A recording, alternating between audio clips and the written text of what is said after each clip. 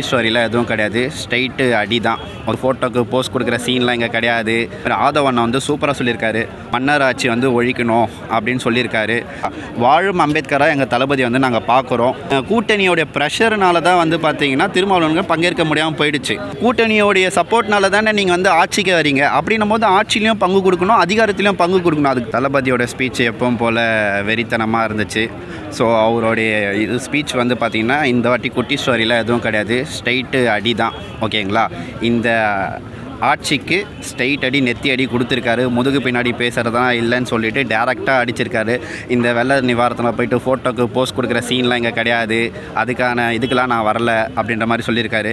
அதேமாதிரி ஆதவண்ணா வந்து சூப்பராக சொல்லியிருக்காரு. மன்னர் ஆட்சி வந்து ஒழிக்கணும் அப்படின்னு சொல்லியிருக்காரு.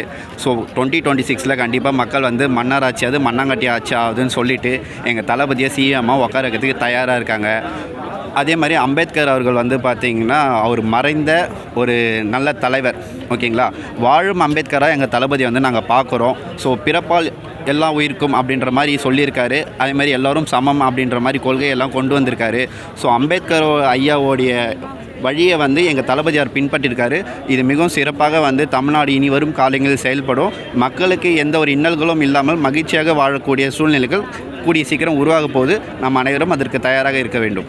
அலுவலகத்துக்கு பார்த்தீங்கன்னாக்கா விடுதலை சிறுத்தைகள் பொதுச் செயலாளர் இருக்காரு. திருமணம் அழைக்காமல் பார்த்தீங்கன்னா விஜய் இல்லை, அது வந்து பார்த்திங்கன்னா அவரை தான் ஃபஸ்ட்டு இன்வைட் பண்ணியிருந்தாங்க. அதை வந்து தளபதி அவர்கள் பெற்றுக்கொள்வதாக இருந்தது. ஆனால் கூட்டணியோடைய ப்ரெஷர்னால தான் வந்து பார்த்திங்கன்னா திருமாவளவனுக்கு பங்கேற்க முடியாமல் போயிடுச்சு. அவங்களுக்கு கொடுத்த அழுத்தம் அதை தான் தளபதியை சொல்லியிருப்பார். லாஸ்ட்டாக அந்த 1 மினிட் மறந்துட்டேன் அப்படின்னு சொல்லிட்டு வந்து ஒரு பஞ்சிடாக கொடுத்துருப்பார். கூட்டணி ப்ரெஷர் உங்களுக்கு எவ்வளோ கொடுக்குறாங்கன்றது எங்களுக்கு ஈஸியாக புரியுது. நீங்கள் அங்கே இல்லைனா கூட உங்களுடைய மனசு இங்கே தான் இருக்குன்றது எங்களுக்கு நல்லா தெரியுதுன்ட்டு ரொம்ப அழகாக ஸ்பீச் கொடுத்தாரு. அது வேறு லெவலில் இருந்துச்சு. ஆதவண்ணனை முக்கியமாக சொல்லணும். அவர் விசிகாவோட துணை பொதுச் செயலாளராக இருந்தாலும் கூட்டணி ஆட்சியில் இருக்க திமுக வந்து எதிர்த்து, அதாவது ஆளுங்கட்சியாக இருக்க திமுக வந்து எதிர்த்து நெத்தி அடி பேசியிருக்காரு.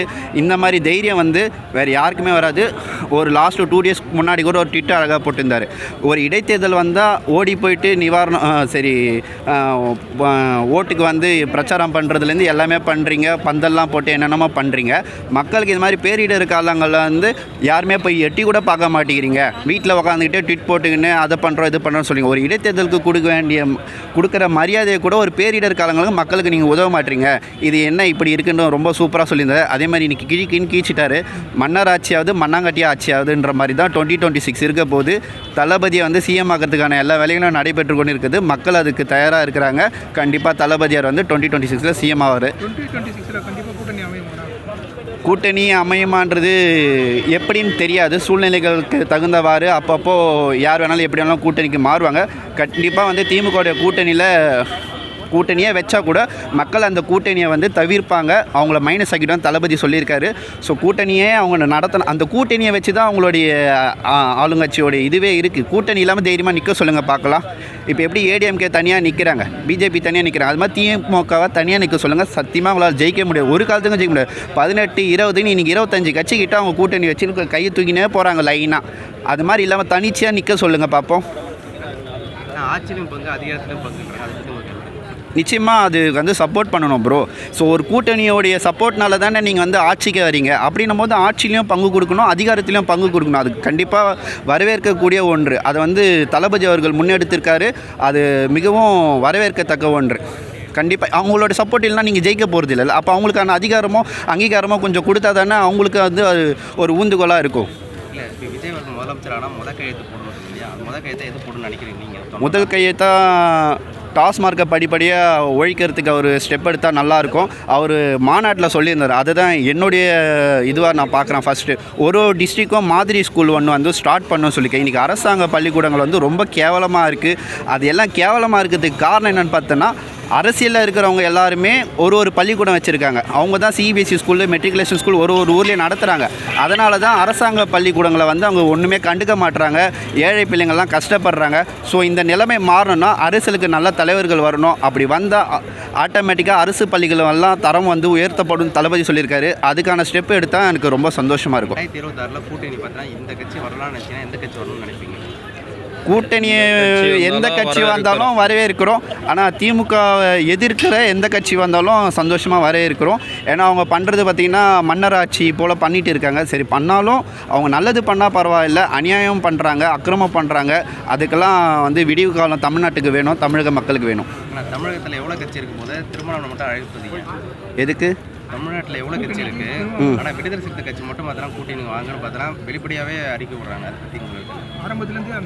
அது சிறுபான்மையர் வாக்குகளை வைத்து தான் அங்கே அரசியலே நடக்குது. அந்த சிறுபான்மையரை ஒன்று வெளியில் தூக்கிட்டோம்னு சொன்னால் ஆட்டோமேட்டிக்காக எல்லாமே ஆஃப் ஆகிடுவாங்க. அதுதான் மேட்டர். சிறுபான்மையரை வைத்து தான் இவங்க அரசியல் நடக்குது. சனாதனம் பற்றி பேசுவாங்க, ஆனால் அதுக்கான ஸ்டெப் எதுவும் எடுக்க மாட்டாங்க. வேங்கை வாசல் வந்து பார்த்திங்கன்னா அந்த மலம் கலப்படமாச்சு, அதுக்கான எந்த ஸ்டெப்பாக எதுனா எடுத்தாங்களா? எங்கேயோ நடக்கிற மணிப்பூருக்கு இங்கேருந்து குரல் கொடுக்குறாங்க. இங்கே நடக்கிற வேங்கை வாசலுக்கு இங்கே என்ன பண்ணிட்டு இருந்தாங்க? ஒன்றும் பண்ணல. இன்றைக்கி வரைக்கும் ஒன்றும் பண்ணல. அதுக்கு அவங்கள கூப்பிட்டு அங்கீகாரம் கொடுத்தாங்க. அதுக்கு தைரியமாக வந்து கேஸ் கொடுத்தவங்களுக்கு வந்து அங்கீகாரம் கொடுத்து அவங்களுக்கு சப்போர்ட் பண்ணாங்க. ஸோ இந்த மாதிரி இவங்க வந்து சும்மா பேச்சுக்கு தான் நீ வந்து சொல்லுவாங்க, எல்லாத்தையும் பேசுவாங்க. ஒரு பிளாஸ்டிக் சேர் தான் கொடுப்பாங்க. இன்றைக்கி எஸ்சி கேண்டிடேட்டாக இருக்க ஒரு தலைவருக்கு வந்து அவங்க இன்னும் பொறுப்பே எடுத்துக்கலன்றாங்க. அந்த நிலைமை இருக்குன்றது எங்களுக்கு இன்றைக்கி தான் தெரியுது. அதே மாதிரி பிளாஸ்டிக் சேர் தான் இன்றைக்கும் எல்லாருக்கும் கொடுத்துட்டு இருக்காங்க. அந்த நிலைமைலாம் மாறணும், நம்ம சரிசமமாக நடத்தணும். எந்த ஜாதியாக இருந்தாலும் சரி, எந்த மதமாக இருந்தாலும் சரி, அவர்களை சரிசமமாக பார்க்க வேண்டும். அவர்களுக்கான அங்கீகாரம் கரெக்டாக கொடுக்க வேண்டும். இது எங்கள் தளபதியார் வந்து கண்டிப்பாக நிகழ்த்துவார், சாதித்து காட்டுவார். திராவிடம்னா ஆதவண்ணா அழகாக சொன்னார். என்ன சொன்னார்? ஒன்றுமே இல்லை ப்ரோ, அது ஏதோ சொன்னார், அழகாக ஒரு வார்த்தை சொன்னார். சிம்பிளாக சொல்லி முடிச்சார். திராவிடன்னா ஒன்றுமே கிடையாது ப்ரோ. என்ன பொறுத்த வரைக்கும் திராவிடன்றது ஜாதி மதம் அதெல்லாம் இல்லாத வந்து ஒன்று. ரெண்டாவது வந்து திராவிட நாடுகள் பார்த்திங்கன்னா தமிழ்நாடு, ஆந்திரா, கர்நாடகா, கேரளா இந்த நாலுத்தையும் இணைத்தது தான் திராவிடர் திருநாடுன்னு சொல்லியிருக்காங்க. இந்த நாளும் பார்த்திங்கன்னா இப்போ இங்கே இருக்கிறவங்க பார்த்திங்கன்னா கர்நாடகக்காரன் நம்ம தண்ணி தரானா? தண்ணி தர மாட்டான். இங்கே கேரளாக்காரன் முல்லை பெரியாறு அணை அவங்க பிரச்சனை பண்ணுறாங்க. ஆனால் சும்மா பேச்சுக்குன்னா இவங்க வந்து அரசியல் பண்ணுறதுக்காக மட்டும்தான் இந்த திராவிட வார்த்தை யூஸ் பண்ணுறாங்களே தவிர திராவிடத்துக்கான எந்த ஒரு இதுவும் கிடையாது. சும்மா பேச்சு தான். திமுக எதுக்கணும்னா விடுதலை கட்சி பார்த்தீங்கன்னா வெளியே வந்துச்சுன்னா திமுக சீக்கிரம் ஜெயிச்சலாம் நினைக்கிறீங்க? இல்லை, அவங்க கூடவே விடுதலை சிறுத்தைகள் கூடவே இருந்தாலும் திமுகவை நாங்கள் ஈஸியாக ஜெயிச்சிருவோம். அதில் எந்த ஒரு மாற்று கருத்தும் இல்லை.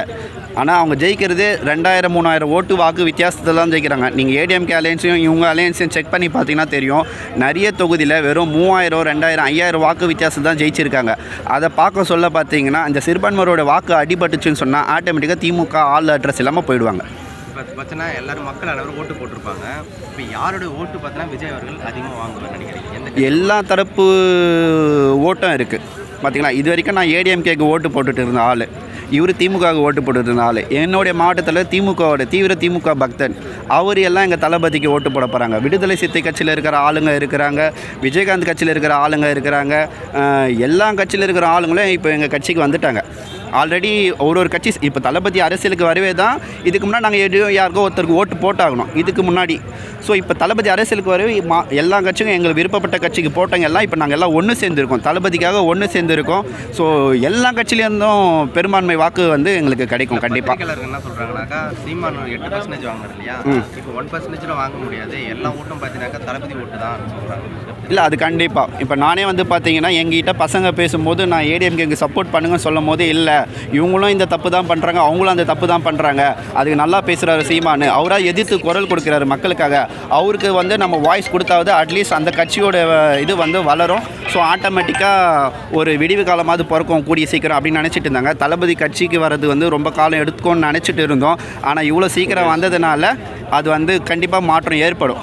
ஏன்னா வேறு ஆப்ஷன் இல்லாதனால தான் இளைஞர்கள் எல்லாம் வந்து நாம் தமிழருக்கு போட்டாங்க. இவங்க 2 பேருமே திராவிட கட்சிகள் சொல்லிட்டு இருக்க ஏடிஎம்கே டிஎம்கே மாற்று இல்லாதனால தான் சீமானை வந்து தேர்ந்தெடுத்தாங்க.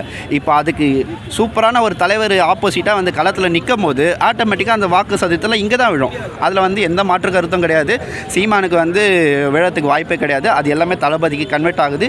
சீமானோடைய வாக்கு மட்டும் தளபதி கன்வெர்ட் ஆகல, நல்லா புரிஞ்சுக்கோங்க. ஏடிஎம்கே, டிஎம்கே, விஜயகாந்த் தேசிய முற்போக்கு திராவிட கட்சியிலேருந்து, விடுதலை சிறுத்தை கட்சியிலேருந்து எல்லா கட்சியோட வாக்குமே இப்போது நம்ம தளபதிக்கு வரப்போகுது. பர்சன்டேஜ் வந்து சொல்ல முடியாது ப்ரோ. ஒரு கிட்டத்தட்ட 35% வாக்கு கண்டிப்பாக தாவேக்கா வந்து வாக்கு பெறும். கண்டிப்பாக. தேங்க்யூ.